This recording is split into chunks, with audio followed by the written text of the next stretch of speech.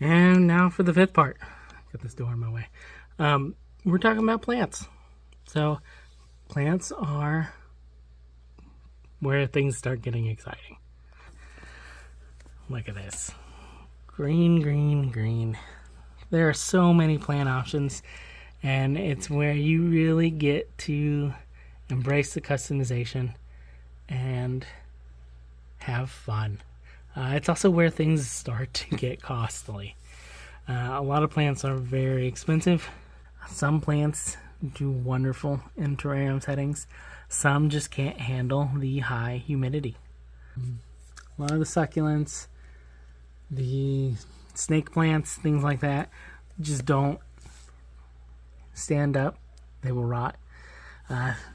You want to go tropical. A lot of house plants will actually work.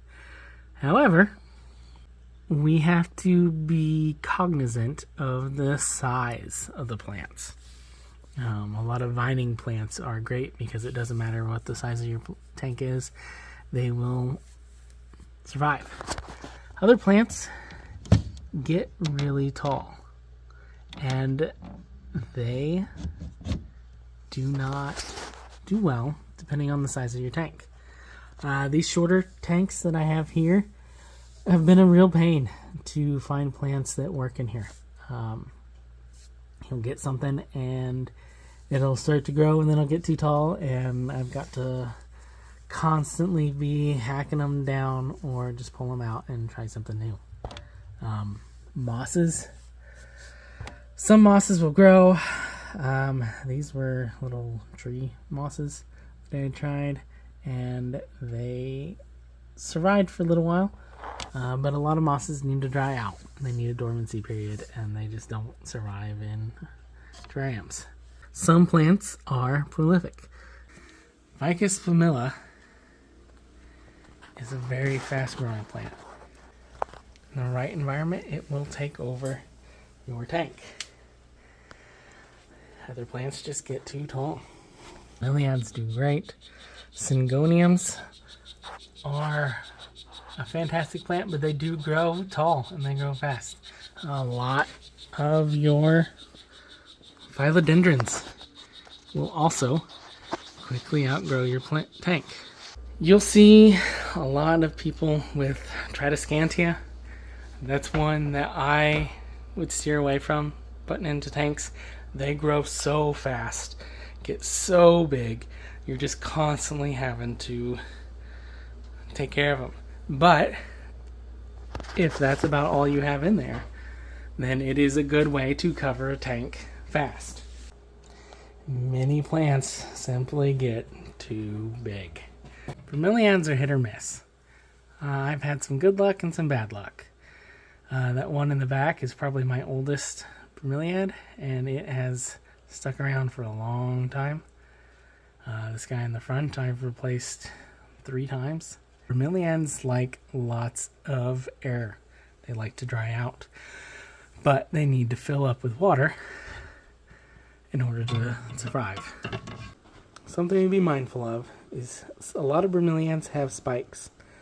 For your smaller frogs, like Ranitomea, it's usually not going to be a problem. But for the larger frogs, you'll want one that does not have spikes. Those spikes can injure your frogs. Plants are fun, but they can be subject to pests. Here you see all these little spots. That's from slugs. Slugs are not great to have in a terrarium. They will kill a lot of your smaller, softer plants, and they will chew holes in your bigger, healthier plants, and some just can't tolerate that. Some things are just slow growing.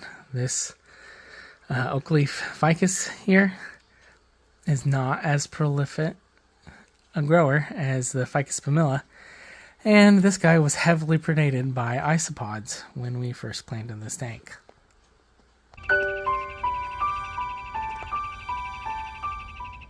Time for part 6, and in here we're going to talk about misting. For the longest time, I just use a hand mister. They work fantastic. There's some pros to them. I like that it gives you one-on-one time with each tank. You can spot treat certain areas, make sure that certain areas are getting more moisture, help those plants that need that, or if a plant is getting too much, just lay off for a little bit. Hand misting gives you that option. So the caveat is that hand misting can take time. It's great if you're there every day, but if you're going to be gone for a couple days for vacation, you might want to invest in a misting system. Those can get expensive. I know there are a lot of brands out there. Some of them are cheaper, and generally cheaper is a cheaper product. You can have a lot of luck with the cheaper misters, or you can have bad luck and they just won't work. I have recently gone to an automated misting system for a few of my tanks. I do recommend it. If you can, definitely you should. Now you are going to need a way to get them in your tank, which usually means drilling holes in the glass. It's scary. You'll want to get a couple extra pieces of glass and practice. I ruined several of my attempts. But now that I got them going, I don't have to worry about it. There is no set rule for misting. Every tank is different. They all have different ventilations. They have different sizes. They have different plants. They respond differently. You're going to have to trial and error.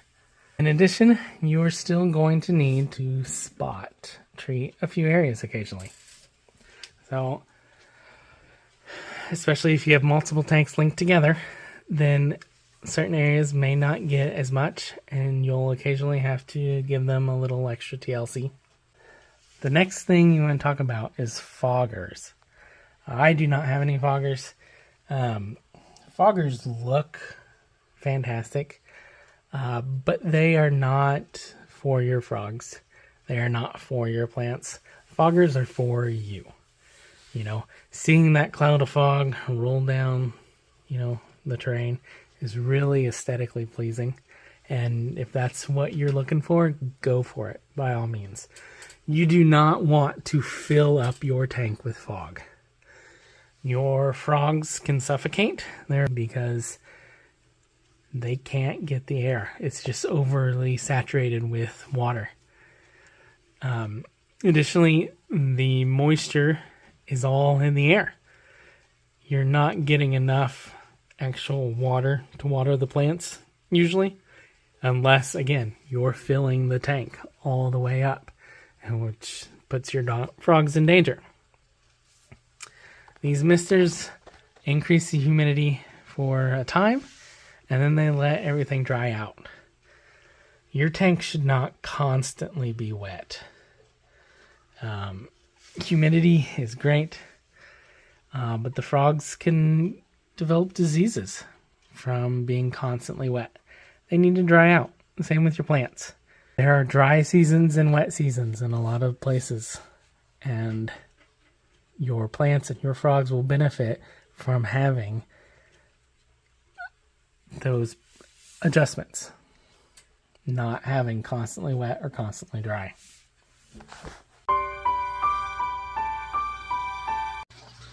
Gonna change the scenery for this next part. Here we're talking about flies, food. Once you've gotten to this point, you've got the tank set up, you've got the background done, you've got the soil, you've got the plants set up. You're starting to think about frogs. And when you get the frogs, you're going to need to be able to feed them. If you're buying frogs from a person, you can get flies from them at that same time. That's a great way to do it. Some people have pet stores nearby that do constantly have flies in stock. You can buy them. A lot of people do. It saves you some work, but it also adds a little uncertainty. sometimes they run out. You know, if they don't have flies that week, you're in trouble. I highly recommend making your own, culturing your own flies. It's not a lot of work. I'll kind of walk you through it a little bit. What I have here is these clear tubs from Walmart and fly cultures.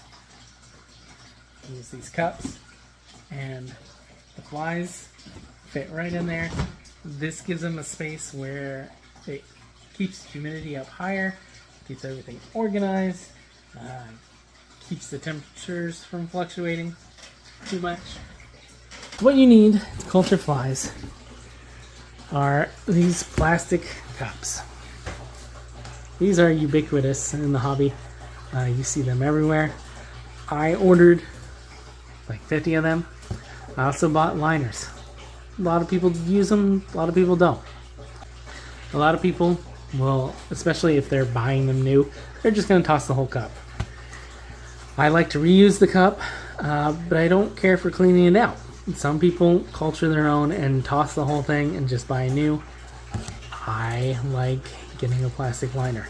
You can buy these for very cheap, and when it comes time to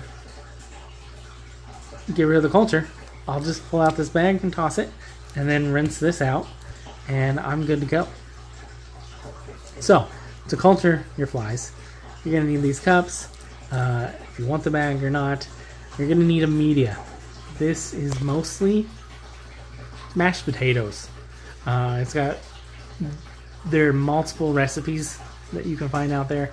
What I use is a combination of dry potato flakes, powdered sugar, some yeast, cinnamon, methylparaben, which is an anti-mold, and then I'll add some spirulina as well, and some warm water.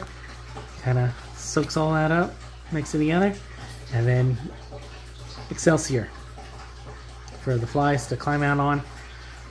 You can get this stuff for very cheap. I got a 2-foot by 3-foot box of it for $20 from Josh's Frogs, and it's gonna last me years. Once you get all that, you'll sprinkle in like 20 flies and you'll close it. I put the date on there, and in 2-3 weeks they're going to be overflowing, just out the wazoo, full of flies, and you will use this to feed your frogs.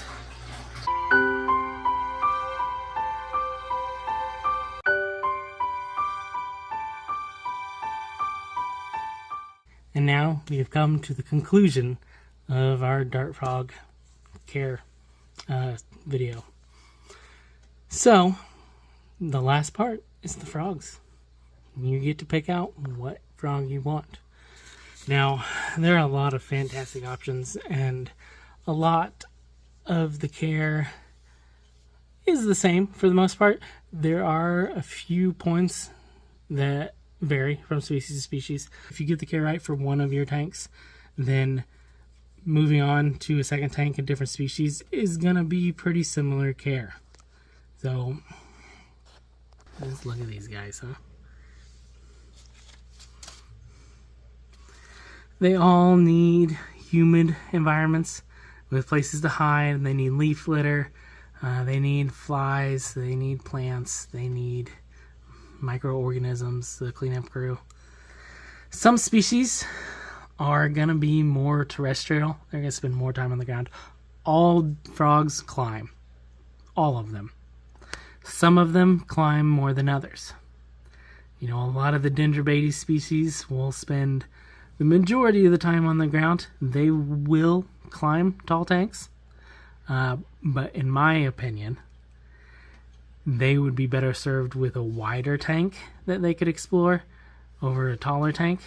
So, you know, with the 240 gallons, if you're going with a Dendrobates species, you're better off having it horizontal than you are having it vertical.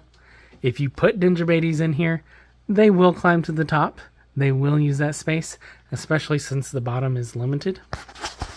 But there are species better suited for this, like a Ranatomea or Oophaga. Those species spend very little time on the ground at all. So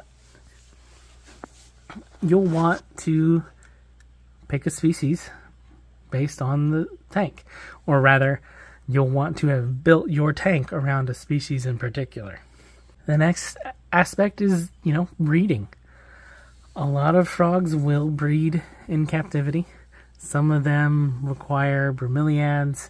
Some of them require petri dishes to lay eggs on. You don't have to breed your frogs. It is a fun part of the hobby. It's something I've done. I've only bred 2 of my species, well, 3 actually now, successfully. The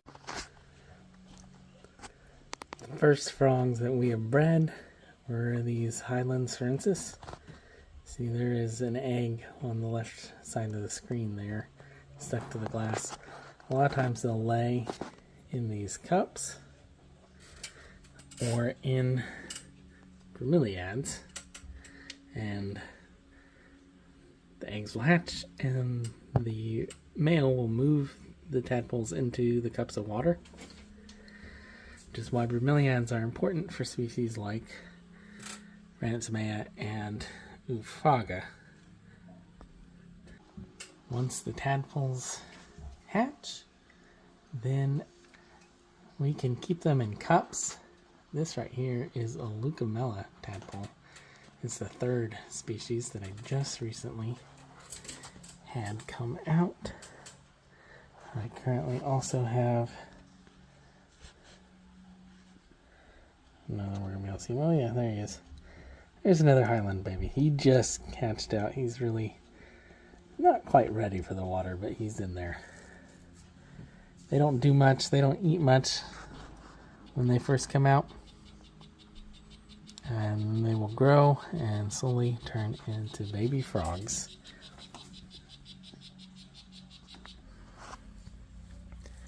The thing to keep in mind is when you have these frogs, I've got 4 Leucomellas, and the very first time I found eggs, there were 12. I have 2 pairs in here. If they both laid eggs, I can go from having 4 to having 28 frogs, which is ridiculous, and it didn't work out that way.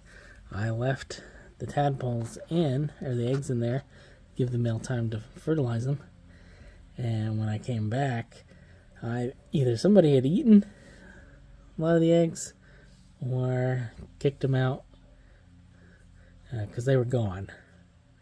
So we ended up only getting 1 tadpole out of that clutch of 12.